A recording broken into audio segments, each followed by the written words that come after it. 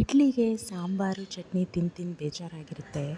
ಈಗ ಒಂದು ಒಳ್ಳೆ ಹೊಸ ಟೈಪ್ ಟೊಮ್ಯಾಟೊ ಚಟ್ನಿ ಮಾಡ್ಕೊಂಬಿಡೋಣ. ಇದಕ್ಕೆ ಸಿಂಪಲ್ ಇಂಗ್ರೀಡಿಯೆಂಟ್ಸ್ ಒಂದು 7-8 ಟೊಮ್ಯಾಟೊ ಚೆನ್ನಾಗಿ ಹಣ್ಣಾಗಿರೋದು ತೊಳೆದು ಹೆಚ್ಚಿಟ್ಕೋಬೇಕು. ಒಂದು ಹಿಡಿಯಷ್ಟು ಕೊತ್ತಂಬರಿ, ಒಂದು ಹಿಡಿಯಷ್ಟು ಪುದೀನ, ಹಾಗೆ ಒಂದು ಸ್ವಲ್ಪ ಒಂದು 4-5 ಎಸಳು ಬೆಳ್ಳುಳ್ಳಿ, ಒಂದು ಸ್ವಲ್ಪ ಒಂದು 4-5 ಕರಿಬೇವು, ಒಂದು 2 ಚಿಕ್ಕ ಈರುಳ್ಳಿ ಕಟ್ ಮಾಡಿ ಇಟ್ಕೊಂಡಿದ್ದೀನಿ. ಆಮೇಲೆ ಖಾರಕ್ಕೆ ಒಣಮೆಣ್ಸಿನ್ಕಾಯಿ, ಬ್ಯಾಡಗಿ, ಗುಂಟೂರು 2 ಮಿಕ್ಸ್ ಮಾಡಿ ಎಷ್ಟು ಬೇಕೋ ಅಷ್ಟು. ಆಮೇಲೆ ಉದ್ದಿನಬೇಳೆ 1 ಸ್ಪೂನು, ಕಡಲೆಬೇಳೆ 1 ಸ್ಪೂನು. ಆಮೇಲೆ ಎಣ್ಣೆ 1-2 ಸ್ಪೂನು ಬಾಣಲೆಯಲ್ಲಿ ಹಾಕ್ಬಿಟ್ಟು ಬಿಸಿ ಆಗಕ್ಕೆ ಬಿಡಬೇಕು. ಎಣ್ಣೆ ಬಿಸಿ ಆದಮೇಲೆ ಉದ್ದಿನಬೇಳೆ ಕಡಲೆಬೇಳೆ ಹಾಕಿ ಚೆನ್ನಾಗಿ ರೋಸ್ಟ್ ಮಾಡಬೇಕು. ಆಮೇಲೆ ಉದ್ದಿನಬೇಳೆ ಕಡಲೆಬೇಳೆ ಚೆನ್ನಾಗಿ ರೋಸ್ಟ್ ಆದಮೇಲೆ ಈರುಳ್ಳಿ ಹಾಕಿಬಿಟ್ಟು ಚೆನ್ನಾಗಿ ಫ್ರೈ ಮಾಡ್ಕೋಬೇಕು. ಈರುಳ್ಳಿನೂ ರೋಸ್ಟ್ ಆದಮೇಲೆ ಆಮೇಲೆ ನಾವು ಮಿಕ್ಕಿರೋ ಇಂಗ್ರೀಡಿಯೆಂಟ್ಸ್ ಒಂದೊಂದೇ ಹಾಕ್ತಾ ಬರಬೇಕು.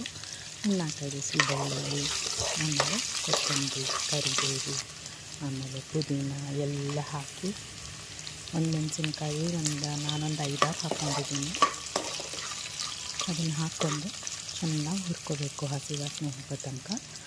ಆಮೇಲೆ ಇದು ಕೊತ್ತಂಬರಿ, ಕರಿಬೇವು ಮತ್ತು ಪುದೀನ ಹಾಕಿಬಿಟ್ಟು ಜಾಸ್ತಿ ಫ್ರೈ ಮಾಡಬಾರ್ದು. 2 ಸೆಕೆಂಡ್ ಫ್ರೈ ಮಾಡಿದರೆ ಅದೆಲ್ಲ ಕುಗ್ಗೋಗ್ಬಿಡುತ್ತೆ.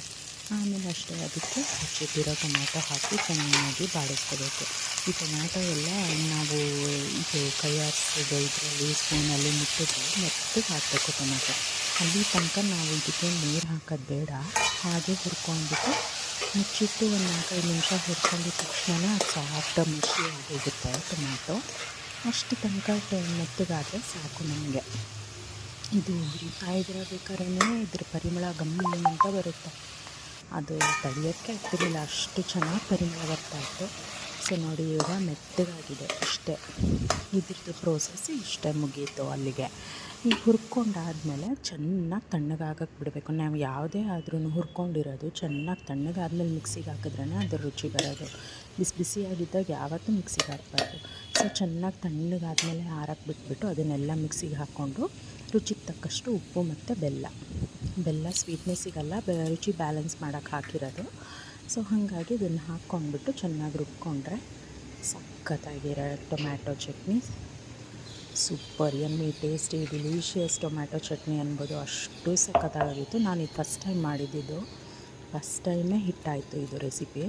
ಸೊ ಅದು ಮಿಕ್ಸಿ ಜಾರ್ಗೆ ಎಷ್ಟು ಇಡಿಸುತ್ತೋ ಅಷ್ಟು ನೀರು ಹಾಕ್ಬಿಟ್ಟು ಚೆನ್ನಾಗಿ ಕುಯ್ಬಿಟ್ಟು ಕೈ ಆಡಿಸಿ ಇಟ್ಕೊಂಡು, ನಿಮ್ಮ ಕನ್ಸಿಸ್ಟೆನ್ಸಿ, ನಿಮಗೆ ನೀರು ಚಟ್ನಿ ಬೇಕು ಅಂದರೆ ನೀರಾಗಿ ಮಾಡ್ಕೊಳ್ಳಿ. ಆಮೇಲೆ ಒಂದು ಸಣ್ಣ ಒಗ್ಗರಣೆ ಎಣ್ಣೆಗೆ ಸಾಸಿವೆ ಕರಿಬೇವು ಹಾಕಿಬಿಟ್ಟು ಒಗ್ಗರಣೆ ಹಾಕಿದ್ರೆ ಪರ್ಫೆಕ್ಟ್ ಚಟ್ನಿ ರೆಡಿ.